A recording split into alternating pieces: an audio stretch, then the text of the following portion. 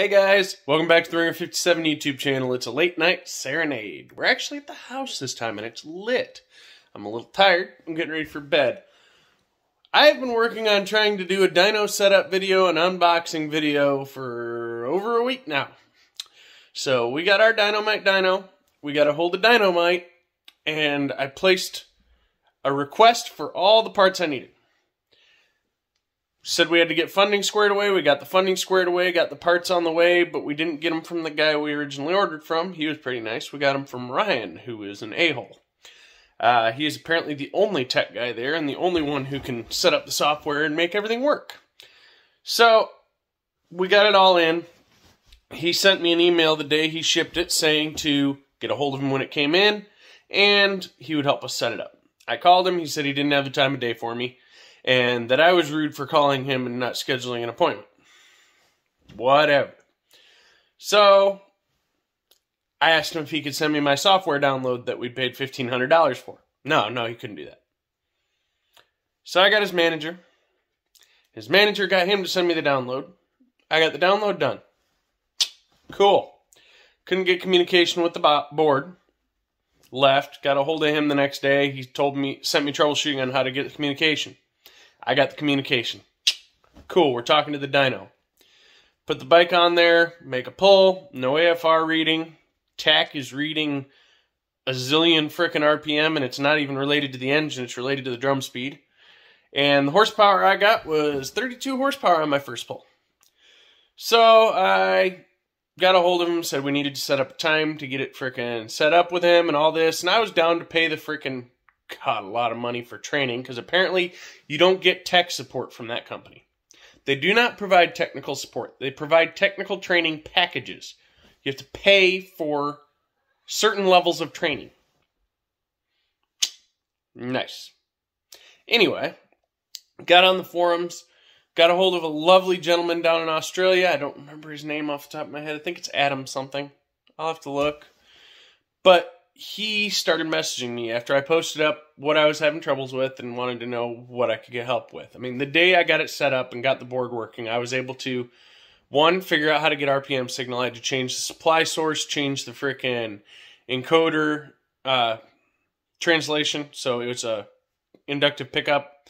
I had to tell it how many pulses per revolution and what channel to send that to. It was coming in on, and where to send that channel to in the program so the program would read it. Got that. Couldn't get it on the graph, but I got that. Then I got the air fuel working, but it wasn't accurate. It's currently reading 10.1 when it's actually like 12.5. So I've got to get that calibration done still, but we do have the steps to do it. And I roughly got the horsepower reading over 100 finally, but I couldn't figure it all out. So I got a hold of this guy.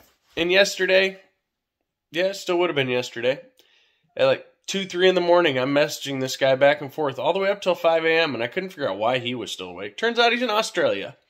And we went through, I sent him my runs, and he started making changes, and as you make changes to the software, it makes changes to what it displays on the run. So he was able to simulate it, and then he started running through simulator and got this thing working-ish. He needed the inertia rating off the drum, the calculated inertia that the drum had, and he needed to know the number of pickups on the magnetic pickup for the hall switch. So I got that today, got that put in, and we got horsepower numbers. A little off, they weren't quite right, did some corrections, got it to where that bike makes. My bike makes 172 on everybody's dyno. So we got it to read 172. Threw Chad's bike on there, made her rip 181.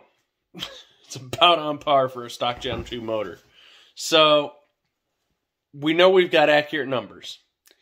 The wideband isn't quite right, but it's getting there. Our torque reading is spot on where it should be. Even the curves match what my bike makes on other dynos and what his should make. So, we are going to get this calibrated tomorrow, the O2. Make some more pulls. I have currently got a new present that came in. Walking through the house, pictures of Dragonfly, pictures of Susie. But we received a package the other day from Woolwich.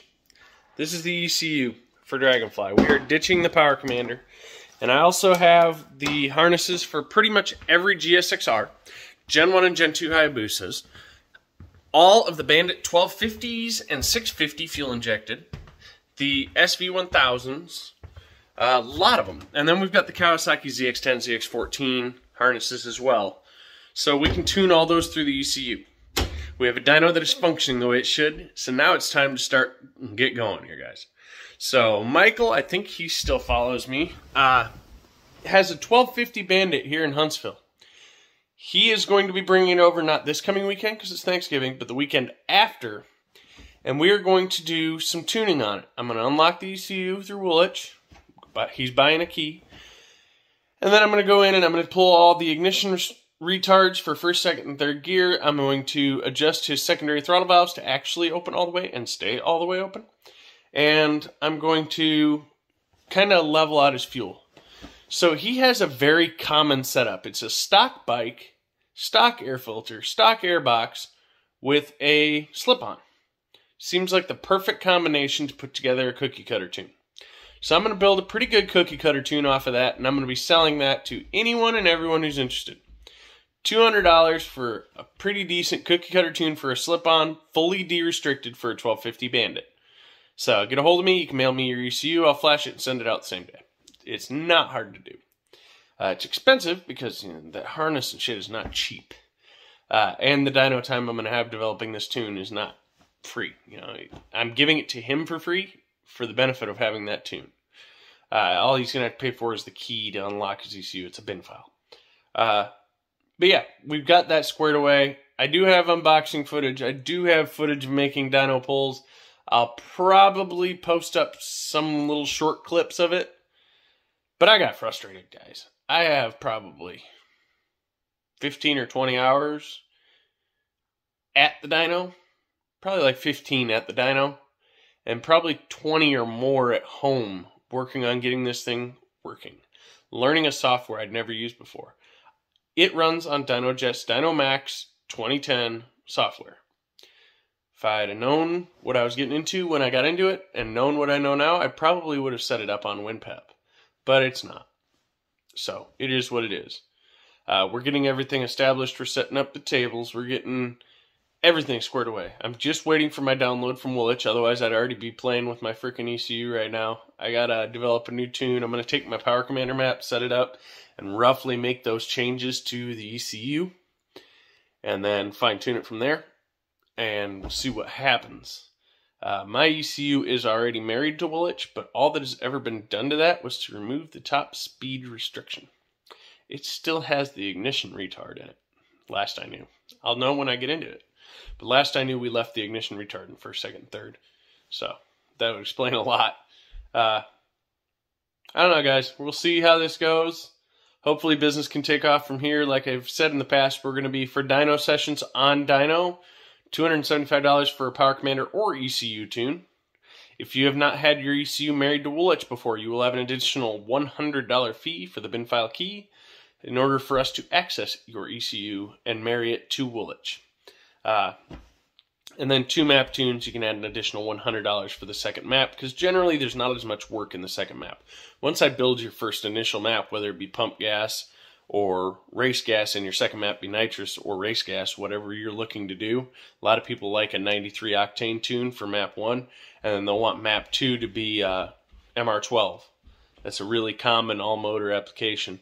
Nitrous, you generally have a first map for motor. Second map has the enrichment for the nitrous and the ignition retard to be able to handle the nitrous without sending your head gasket to the moon.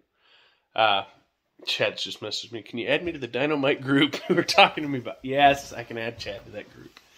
And then a lot of these, like the Gen 3s, have modes A, B, and C. So I can do 3 maps. I could do a pump gas, a MR12, and a nitrous tune on like Q. Whatever you're looking to do. That's how Chad has his. He had an MR12 tune, a Q16 tune, and then a Q16 nitrous tune. So, however you're looking to have it done, it'd be $100 for each additional tune. Dyno time, if you don't want us to tune your bike, but you have a particular tuner you want to work on your bike, go ahead and hit us up. We're $100 an hour. We're there to run the dyno with you. We'll pull it for you, whatever you want to do. You will sign a liability waiver, and we have a minimum 2-hour time. So it's a minimum of $200. If you just want power numbers, $50 for 2 power poles. We'll put it up there. I'll do some road running time, riding it a little bit, getting some heat into it, and then I'll make 2 back-to-back power poles, and we will see what your horsepower numbers are for a cheap little $50. Hit us up for that. Chad can do that. I can do that. Anyone can do that. It's just a matter of owning a dyno to be able to do that. That'll give you your torque, your horsepower, and we can show you your AFR and tell you how far off your tune is. What else were we doing? Oh, the big one. So we are working on getting an adequate internet connection at the shop. If anyone knows of a good internet provider near Leeton, Alabama, hit us up. We're kind of struggling to get it. I really wish Charter did Spectrum, because I'd just transfer my business over there. Whatever.